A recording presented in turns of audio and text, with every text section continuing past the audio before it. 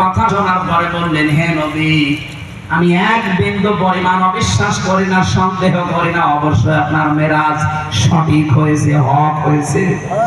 নবীজি বললেন, আবু বকর, আল্লাহ পর্যন্ত আশ্চর্য হয়ে গেল, আর তুমি একটু প্রশ্ন করলে না যে 27 বছর কেটে গেল কি করে? হযরত আবু বকর বলেছিলেন, হে রাসূল, সারা জীবন নদীর পানি এইদিকে চলছে, হঠাৎ করে যদি বলেন না আবু বকর পানি দেখলাম এইদিকে যাচ্ছে, আমি এক সেকেন্ডও অবিশ্বাস করি না, সঙ্গে সঙ্গে আমি বিশ্বাস করব, কারণ আপনার সাথে 20 বছরের সম্পর্ক আমার, আর কোনোদিন আপনার মুখে আমি মিথ্যা কথা শুনিনি। নবীজি বললেন, আবু বকর, এত বড় কঠিন তুমি বিশ্বাস করে নিলে বিনা প্রশ্নে, আজকে তোমার আমি খালি হাতে ফেরত দেব না, তোমার নামের শেষে আজকে একটা লকব লাগিয়ে দিলাম, তুমি শুধু আবু বকর না, আজকে থেকে কিয়ামত পর্যন্ত তুমি আবু বকর সিদ্দিক।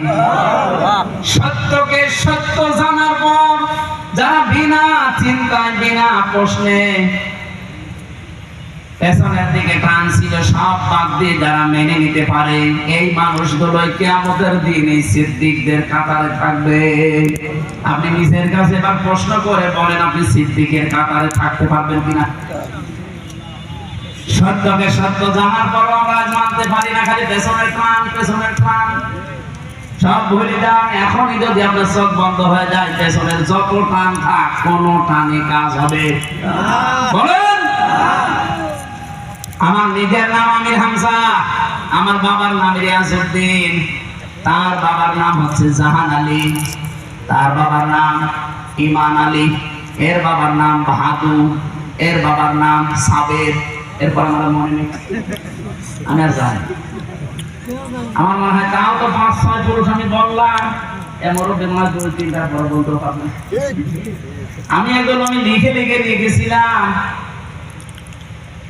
এখন আমার যত পরিস্থিতি হোক এই দেশে, এখন যদি আমি মারা যাই, আমার যতটুকু বাস্তবতায় জ্ঞান আমি দেখতে পাচ্ছি, আমি মারা গেলে আজকে রাতে যদি কেউ আমার ম্যাডামকে খবর দেয় যে হামজা মরে গেছে, আমরা নিয়ে আসতেছি, আপনি যে চকির উপরে চেয়ার খাটের উপরে থাকেন, ওই খাটের নিচে ওনারে মাটি দেওয়া হবে।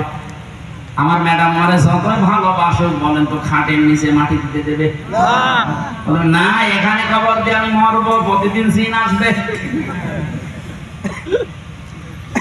এত কষ্ট করে বাড়িটা বানিয়েছিলাম, মাত্র 100 বছর পরে যদি আমি এই কুষ্টিয়ার ওই 2 তলা বাড়িতে এখন আমি আসি, 100 বছর পরে ওখানে যারা থাকবে তাদেরকে আমি চিনি না, ওরাও আমাকে চিনবে না।